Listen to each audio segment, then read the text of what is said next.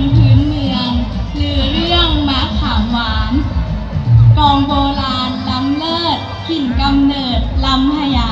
จากการตาชายโขงเชื่อมโยงอินโดจีน